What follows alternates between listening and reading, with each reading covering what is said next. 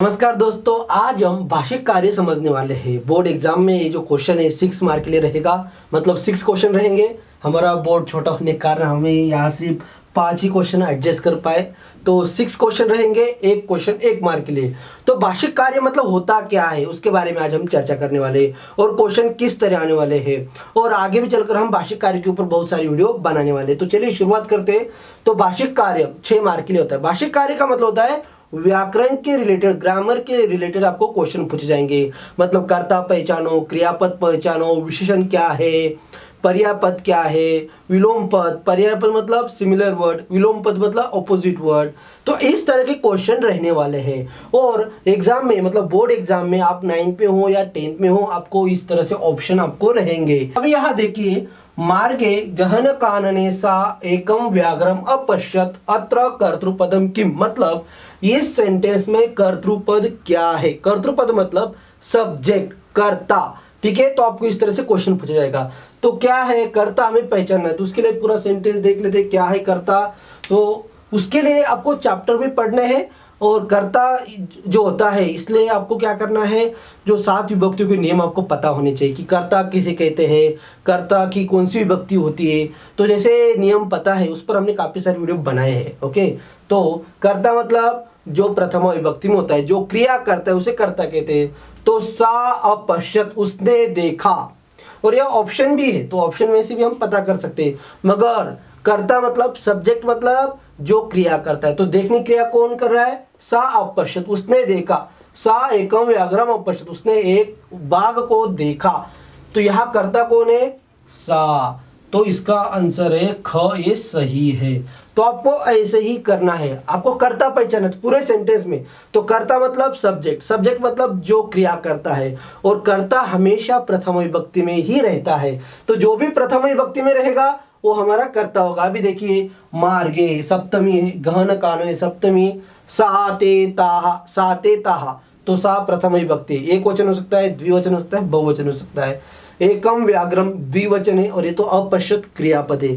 तो इससे भी आप पता कर सकते हो कि कर्ता क्या है। जो प्रथम विभक्ति में रहेगा वो रहेगा कर्ता। तो चलिए आगे, दूसरा क्वेश्चन, शरीरस्थः महान रिपुः अस्मिन् वाक्ये विशेष्य पदम किम। तो यहाँ अक्सर गड़बड़ हो जाती है। बच्चे क्या करते हैं, जल्दबाजी में क्वेश्चन पढ़ लेते हैं और विशेष्य पद को विशेषण समझकर गलत आंसर लिख देते हैं। तो क्वेश्चन थोड़ा ठीक से पढ़ो, ऐसी गड़बड़ बहुत बार होती है, तो थोड़ा सा ध्यान देना है। तो विशेष्य पदम, पहले पूरा क्वेश्चन पढ़ो, ओके, और क्वेश्चन पढ़ने के बाद उसे समझो कि क्या पूछा है, विशेष्य पद पूछा है, विशेषण नहीं पूछा है। नहीं तो अक्सर इसमें गड़बड़ होती है। तो विशेष्य पदम मतलब जो नाउन होता है उसे कहते हैं विशेष्य, मतलब डिस्क्राइब किया जाने वाला वर्ड, जिसे डिस्क्राइब किया जाता है वो होता है विशेष्य। तो शरीरस्थः महान रिपुः, महान मतलब बहुत ही बड़ा, रिपुः मतलब शत्रु। तो शत्रु को कौन डिस्क्राइब कर रहा है, महान। तो महान हुआ विशेषण, और महान किसे डिस्क्राइब कर रहा है, रिपुः, रिपु शब्द को। तो रिपु हुआ विशेष्य, तो रिपु हमारा आंसर मिल जाता है। तो इसी तरह से, और यदि आपको विशेषण पूछा जाता है तो फिर महान बन गया विशेषण। तो इस तरह से आपको ध्यान रखना है। और उसके बाद यदि आपको विशेषण और विशेष्य पहचानना है तो उसके लिए एक आसान ट्रिक है, मगर ये लगभग 70% काम कर जाती है ये ट्रिक, 100% नहीं। जब आपको क्वेश्चन का मीनिंग समझ में नहीं आ रहा है तब आप ये ट्रिक आजमा सकते हो। तो क्या होता है, विशेष्य हमेशा बाद में होता है और विशेषण हमेशा पहले होता है। महान रिपुः हमेशा का मतलब है 70%, ज़्यादातर ऐसे ही देखा जाता है। तो विशेषण लगभग पहले होता है और विशेष्य बाद में होता है। तो महान रिपु, इसमें बाद में क्या है, रिपुः, तो ये हुआ हमारा विशेष्य, और पहले महान, तो ये हुआ विशेषण। मगर ये 70%। ये ट्रिक कब आजमाना है, जब आपको मीनिंग समझ में नहीं आ रहा है, जब आप कंफ्यूज हो तब, हर बार नहीं। ठीक है, तो चलिए आगे। उसके बाद थर्ड, कृष्ण वर्ण इत्यस्य विपर्यय पदम किम। तो यह आपको विपर्यय पद, विपर्यय पद मतलब अपोजिट वर्ड। तो आपको ये विपर्यय पद हो या फिर समानार्थी शब्द हो, पर्याय पद हम उसे कहते हैं, ये कहाँ से आते हैं, तो आपके बुक में से आते हैं। यदि आप 9th के स्टूडेंट हो तो 9th की बुक पढ़ो, यदि आप 10th के हो तो 10th की बुक पढ़ो, उसमें से आपको पूछा जाएगा। तो इसलिए चैप्टर को रिवाइज करते रहिए। तो यहाँ देखिए, कृष्ण वर्ण, तो इसका मीनिंग पता होना चाहिए। कृष्ण वर्ण मतलब काला रंग, तो काला, काले के लिए क्या है, श्वेत वर्ण, तो ये हमारा आंसर है। और ये हरित वर्ण हरा किमपि न कुछ भी नहीं, मतलब इनमें से कुछ भी नहीं, ऐसे भी आपको पूछा जाता है तो भी ध्यान रखना है। तो किमपि न ये तो गलत है क्योंकि श्वेत वर्ण यहाँ आंसर है, तो हमने ये लिख दिया। उसके बाद क्रुद्धः सिंहः अनयोः पदयोः विशेषण पदम किम।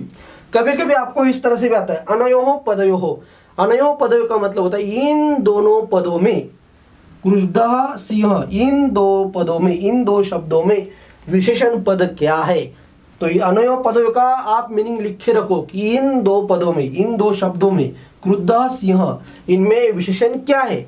तो विशेषण मतलब एडजेक्टिव, तो क्या है क्रुद्धः, ओके, गुस्सित हुआ शेर, सिंह मतलब शेर, तो क्रुद्ध हमारा विशेषण है, तो ये आंसर हमारा सही है। और सिंह विशेष है, जो हमने ट्रिक के बारे में भी डिस्कस किया था कि विशेषण पहले होता है विशेषण बाद में होता है, तो आप यहाँ देख सकते हो क्रुद्ध विशेषण पहले है और सिंह विशेषण बाद में, तो ये लगभग 70% काम कर जाता है। तो आपको इस तरह से ध्यान रखना है। तो याद है कि एक ऑप्शन क्रुद्ध का है, सिंह का है और तीसरा आलस्यम, आलस्यम शब्द यहाँ है ही नहीं, तो ये ऑटोमेटिकली डिलीट हो जाता है।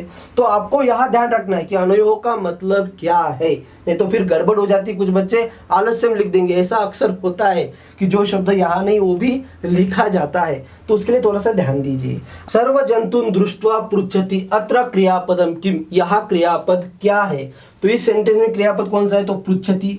आप उसके लिए क्या कीजिए 5 लकार याद करके रखिए, तो आपको पता चलेगा कि क्रियापद कैसे होता है, कैसे लिखा जाता है, कैसे दिखता है, तो आपको आसानी हो जाएगी। तो 5 लकार याद करके रखिए, तो क्रियापद हमने ढूंढ लिया।